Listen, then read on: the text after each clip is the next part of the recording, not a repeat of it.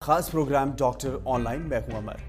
आज बात करेंगे तमाम मुद्दों को लेकर और प्रोग्राम में हम आज शुरुआत करेंगे हेल्थ से जुड़ी तमाम तरह की समस्याओं को लेकर डॉक्टर से बातचीत करेंगे और तमाम सवालों के जवाब जानेंगे जिनको लेकर आपके मन में अक्सर दुविधा रहती है, और इसी के साथ कैसे आप बीमारियों से दूर रह सकते हैं और किन बातों का ख्याल रखें ताकि आपका स्वास्थ्य बेहतर रह सके। और आज का हमारा टॉपिक है मेल इनफर्टिलिटी, और पुरुषों में क्यों ये बढ़ रही है मेल इनफर्टिलिटी और इसकी समस्या क्या है, इलाज क्या है, ये तमाम सवालों के जवाब हम जानने की कोशिश करेंगे। माहिर डॉक्टर हमारे साथ जुड़ेंगी, साक्षी बंसल जी, और दर्शक जितने भी हैं नीचे नंबर चलेगा उस पर कॉल करके आप अपने सवाल भी पूछ सकते हैं।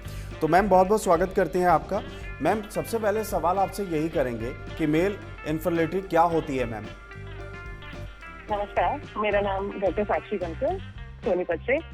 तो आज मेल इनफर्टिलिटी के बारे में आपको बताती हूँ। मेल इनफर्टिलिटी का मतलब होता है कि एक कपल यानी कि हस्बैंड वाइफ अगर किसी भी वजह से कंसीव नहीं कर पा रहे हैं और उसमें जो प्रॉब्लम है, जो कमी है, वो मेल के अंदर पाई जाती है यानी कि हस्बैंड में पाई जाती है, तो उसको हम मेल इनफर्टिलिटी कहते हैं।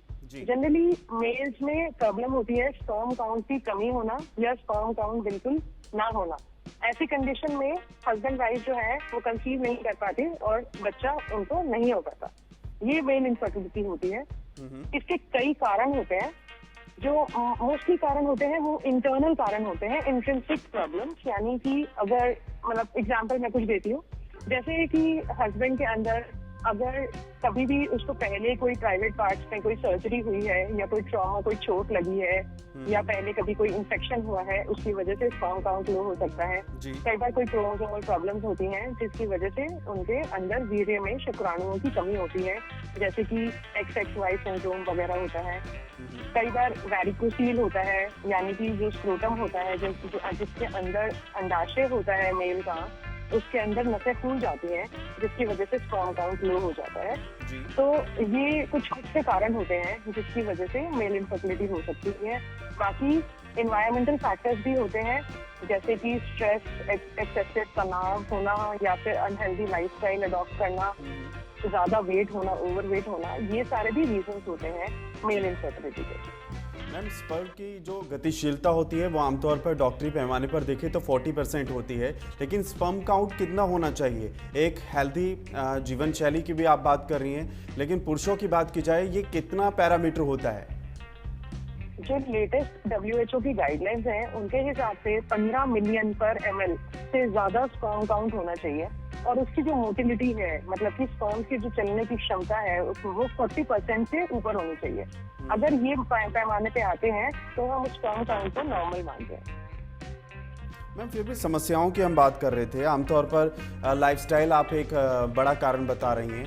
ऐसी कौन सी चीज़ें हैं जिसको लेकर स्पर्म काउंट आमतौर पर कम होता है, या फिर उम्र भी एक होती है कि ठीक है 25 से 30 के बीच में ठीक होता है समय, और 30 से 40 काफ़ी स्पर्म काउंट कम हो जाते हैं?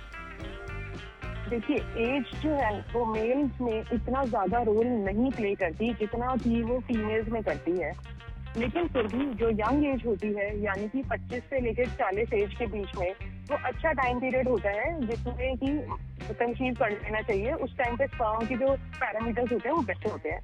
बाद में 40 के बाद वो धीरे धीरे डिक्लाइन होने लगता है, लेकिन फीमेल्स में ये डिक्लाइन ज्यादा होता है मेल्स के कंपैरिजन में।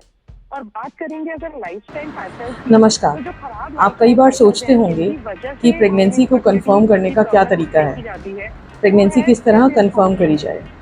तो ये वीडियो आपको इस चीज़ के बारे में इंफॉर्मेशन देने के लिए है। नमस्कार, मेरा नाम doctor Sakshi Bansal, MBBS MS DNB obs and gynae with super specialisation in IVF। अपने पिछले 15 सालों के एक्सपीरियंस में हमने कई पेशेंट्स को नेचुरल मेथड्स IUI और IVF के थ्रू कंसीव करने में हेल्प की है, और पिछले 15-20 साल से हम रेगुलर बेसिस पे हाई रिस्क प्रेगनेंसी और के पेशेंट से भी डील करते हैं। तो आज हम बात करेंगे प्रेगनेंसी टेस्ट्स के प्रेगनेंसी कंफर्मेशन टेस्ट्स के बारे में। सबसे पहला और सबसे कॉमनली जो यूज्ड होता है वो होता है यूरिन प्रेगनेंसी टेस्ट। ये एक किट की फॉर्म में होता है। ये आप सब ने कभी ना कभी इस्तेमाल किया होगा। ये कॉमनली मार्केट में अवेलेबल होता है। इसमें यूरिन में जो HCG हार्मोन प्रेगनेंसी के दौरान रिलीज होता है उसको टेस्ट किया जाता है, जिससे ये पता लगता है कि आप प्रेग्नेंट हैं या नहीं। इसको मार्केट से लेकर आप सिंपली घर पे कर सकते हैं। इसमें एक स्लॉट होता है जिसमें एक खाना होता है जिसके अंदर आपको यूरिन की 3 ड्रॉप्स डालनी जांच होती है। करवाना चाहे वो जांच और कैसे हो सकती है? जनरली मॉर्निंग का यूरिन जो होता है वो प्रेफरेबल होता है कि आप वो इस्तेमाल करें, नहीं तो ऐसा कुछ कंपलसरी नहीं है, आप किसी भी टाइम यूरिन का सैंपल इसमें इस्तेमाल कर सकते हैं। जैसे ही आप उसमें 3 ड्रॉप्स डालते हैं तो जो टेस्ट स्ट्रिप होती है उसके अंदर वो यूरिन जाना शुरू हो जाता है और वो लाइन्स अपीयर होनी शुरू हो जाती है। तो एक टेस्ट की लाइन होती है और एक कंट्रोल की लाइन होती है। तो अगर आपको सिर्फ एक ही लाइन कंट्रोल वाली लाइन नज़र आए और दूसरी लाइन नज़र नहीं आए टेस्ट वाली, तो इसका मतलब कि आप प्रेग्नेंट नहीं हैं। एक लाइन अगर आती है और अगर दोनों लाइन आ जाती हैं एक साथ तो इसका मतलब कि आपको प्रेगनेंसी है। कई बार ये प्रेगनेंसी के रखे रखे 5 मिनट बाद 10 मिनट बाद भी इसमें कई बार हल्की लाइन आ जाती है। जनरली हम उसको प्रेगनेंसी का कंफर्मेशन नहीं मानते। उसके बाद आपको डॉक्टर से कंसल्ट करके और कंफर्मेटरी टेस्ट्स के बारे में जानकारी लेनी चाहिए। दूसरा टेस्ट होता है ब्लड टेस्ट, या वो होता है बीटा HCG टेस्ट। ये पेशेंट के ब्लड में से लिया जाता है सैंपल और इसमें बीटा HCG हार्मोन टेस्ट करते हैं। ये काफ़ी एक्यूरेट टेस्ट है। इसकी वैल्यू से डॉक्टर ये अंदाज़ा लगाते हैं कि आपकी प्रेगनेंसी हेल्दी हो सकती है या नहीं, डिपेंडिंग कि आपके पीरियड डेट के हिसाब से आपका कितना प्रेगनेंसी का ड्यूरेशन होना चाहिए, उसके हिसाब से बीटा HCG की वैल्यू को कंपेयर किया जाता है। कई बार बीटा HCG की वैल्यू को हम रिपीट भी करते हैं 3 दिन बाद, मतलब एक बार टेस्ट किया फिर 3 दिन बाद दोबारा रिपीट करते हैं, तो राइजिंग या फॉलिंग ट्रेंड उसमें देखा जा सकता है। अगर उसमें 3 दिन बाद बीटा HCG की वैल्यू डबल हो रही है या उससे ज़्यादा हो रही है, इसका मतलब प्रेगनेंसी हेल्दी है और ग्रो कर रही है। और अगर उसमें डबलिंग नहीं हो रही या फिर वैल्यू फॉल हो रही है, गिर रही है बीटा HCG की वैल्यू, तो ये एक इंडिकेशन होता है कि प्रेगनेंसी हेल्दी नहीं है और शायद सर्वाइव ना कर पाए। लगातार हमारे साथ तीसरा डॉक्टर टेस्ट होता है जो साहिबा सबसे जुड़ी हुई हैं इम्पॉर्टेंट और होता है, वो तमाम होता है अल्ट्रासाउंड, अल्ट्रासोनोग्राफी।